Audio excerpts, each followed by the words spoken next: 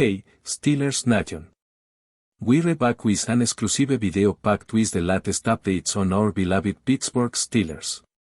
Before we dive in, make sure to subscribe to our channel and hit that like button. This way, you never miss any exclusive updates or exciting Steelers news. Steelers fans, buckle up. We finally have a behind-the-scenes look at what really went down between Justin Fields and the Pittsburgh Steelers, something that's had the fan base divided, confused, and full of what-ifs ever since Fields packed his bags and headed to New York. Coming off the 2024 season, Steelers Nation was buzzing. Russell Wilson was the proven veteran presence, and Justin Fields? It was the young, athletic wildcard, the guy many believed could be the future of the franchise. The combination had promise, and at moments, even a hint of magic. But then came the off-season shakeup. Fields, instead of staying put and building on his momentum, signed a free agent deal with the New York Jets. That move left a lot of fans scratching their heads. Why would Pittsburgh let a talent like Fields walk? And why did Fields decide to bolt when the team seemingly had something cooking? Well, turns out it wasn't as simple as it looked from the outside. NFL insider Adam Schefter, speaking on 97.1 The Fan, peeled back the curtain just a bit and what sure changes the narrative. According to Schefter, the Steelers did try to bring Fields back, but not hard enough. Either they weren't willing to pay the money, or, maybe more importantly, they had already damaged their relationship with Fields beyond repair. They could not get a deal done, as Schefter said bluntly. Either because they were only willing to go to a certain price, or because they felt like, here's a team that benched me. Why do we wanna go back to a team that benched me? That line? That hits. It wasn't just about dollars, it was about respect. Fields felt slighted, and the Steelers didn't do much to fix that.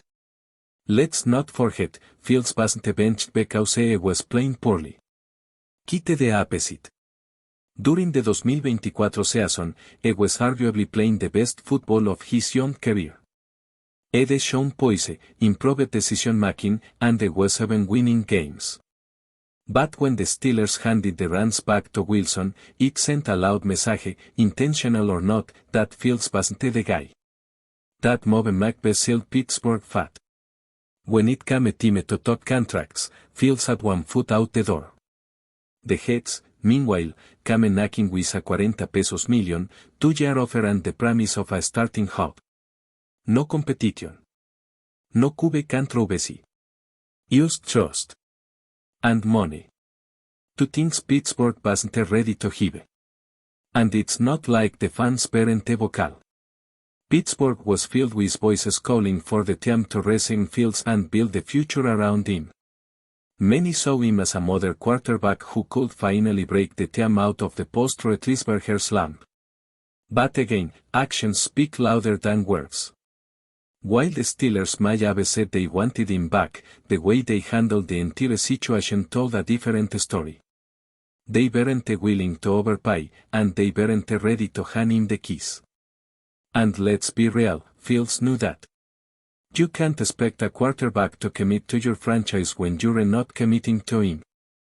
Another big twist. The Steelers were reportedly eyeing another veteran QB at the same time they were supposedly negotiating with Fields.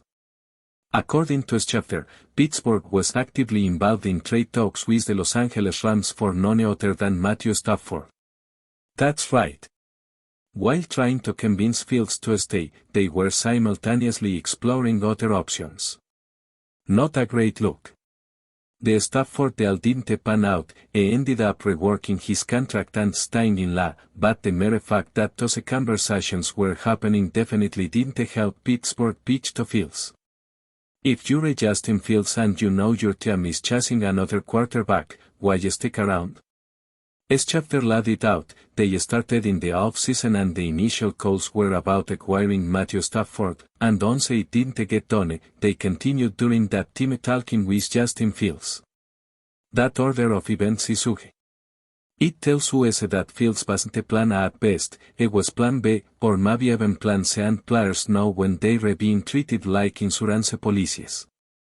It's no surprise that Fields decided to send somewhere they be wanted from the start, not Simeone's fallback option. For a young quarterback still trying to prove himself, that kind of validation matters just as much as the money, if not more. But before we dive in, don't forget to subscribe to Steelers Nation Central and hit the like button on this video. Your support helps us keep bringing you the latest updates on the Pittsburgh Steelers. And don't forget to share your thoughts on the news in the comments below. What's especially frustrating for Steelers fans is that Fields finally seemed to be turning the corner. His early years in the NFL were rocky, no doubt. But in Pittsburgh, under a stable system and a coaching staff that initially seemed to believe in him, he flashed real growth. You could see the arm talent, the mobility, the improved awareness. There was something there.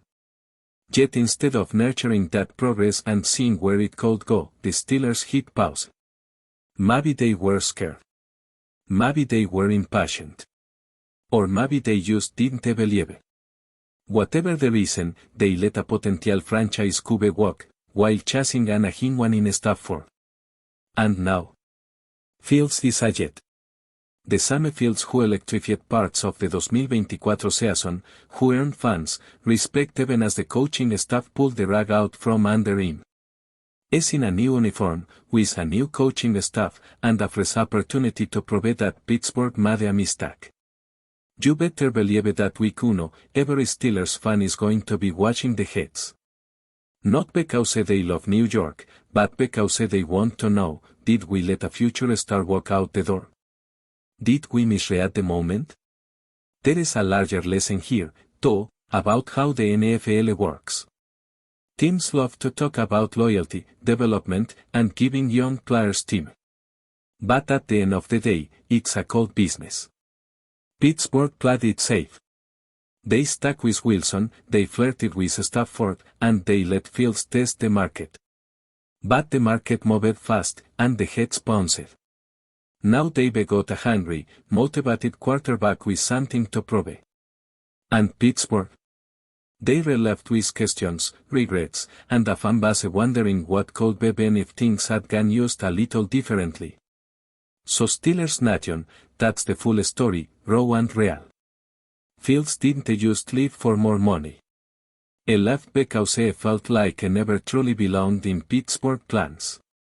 Whether the Steelers regret that decision will depend entirely on what happens in New York. If Fields breaks out, this saga will go down as one of the biggest what-ifs in recent team history. And if he falters, maybe the front office breathes a sigh of relief. But either way, the truth is out now. And for the fans who believed in Fields, it stings a little more knowing it didn't have to end this way. That's it for this update. If you enjoyed the video and want to keep receiving exclusive news about the Pittsburgh Steelers, make sure to subscribe to Steelers Nation Central and give this video a like. We always look forward to hearing your comments and opinions.